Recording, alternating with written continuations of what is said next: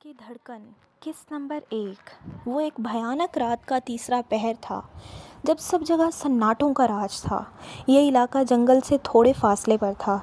यहाँ एक छोटा सा घर था जो 2 कमरों पर मुश्तमिल था और गैर कानूनी सरगर्मियों के लिए इस्तेमाल होता था। ये एक आदमी का घर था जो मुकम्मल तौर पर पागल हो चुका था क्योंकि उसकी मंगेतर उसकी जान से अजीज़ लड़की को इतना मारा गया और ज़्यादती का निशाना बनाया गया और उसकी वीडियोस बनाई गईं और उन वीडियोस को इंटरनेट पर डाल दिया गया। अब ऐसी चीज़ें कब तक रुकती हैं। वो वीडियो भी आग की तरह फैली और उसकी मंगेतर जो इस कदर ज़्यादती पर भी बच गई थी, इस वीडियो की वजह से ख़ुदकुशी कर गई। और वो तो जैसे ये अज़्म ही करके बैठ गया कि अब तो हर आदमी को इस अज़ियत से गुज़रना पड़ेगा जिससे वो गुज़रा। इतनी भयानक रात में भी वो अपने इसी काम में मगन था। उस लड़की को इसने बीड़ियों में जकड़ रखा था। वो कब से उसे ब्लेड मार मार कर अधमुआ कर चुका था और साथ वक्फे वक्फे से बेल्ट भी मारता। अब सनम, जो उस लड़की का नाम था, अब सनम उस पर उसकी सांसें तंग हो रही थीं। उसके कपड़े आधे से भी ज़्यादा फट चुके थे और वो दर्द से कर्राह रही थी और खौफ से कांप रही थी क्योंकि सामने वाला अब लोहे की सलाख गरम कर रहा था। किस्त नंबर 2।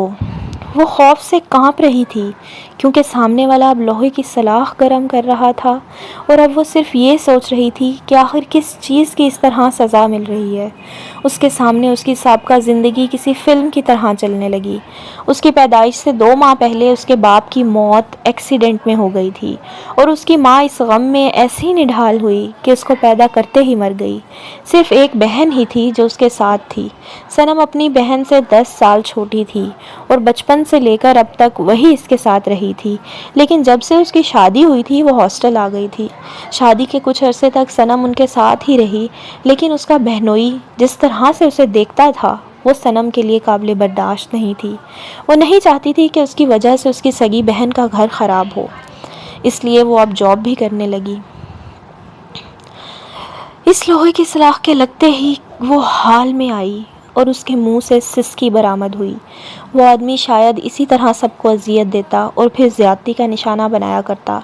ये बात कोई भी इस जगह का हुलिया देखकर जान लेता।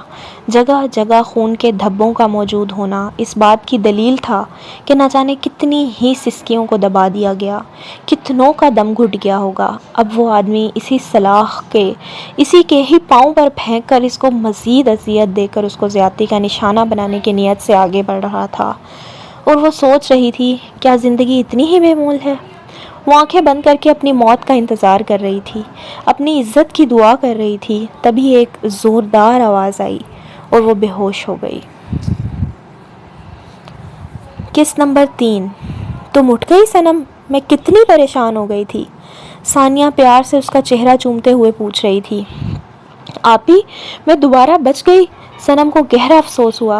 मेरा बच्चा ऐसे नहीं कहते। सानिया प्यार से अपनी छोटी बहन को समझा रही थी।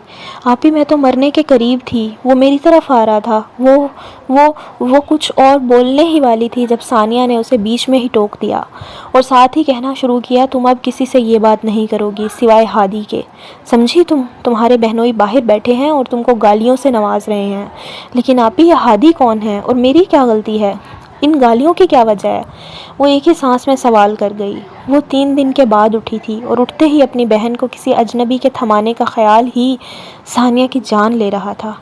माँ बनकर पाला था, कैसे सब्र आता। तकलीफ़ से दिल फट रहा था, मगर हाय ये मजबूरियाँ कभी कभी खून के आंसू रुलाती हैं। सनम, हादी तुम्हारा होने वाला शौहर है, उसी ने तुम्हें बचाया है, तो बचाने की ये कीमत लेगा वो मुझसे? सनम तो जैसे तप ही गई।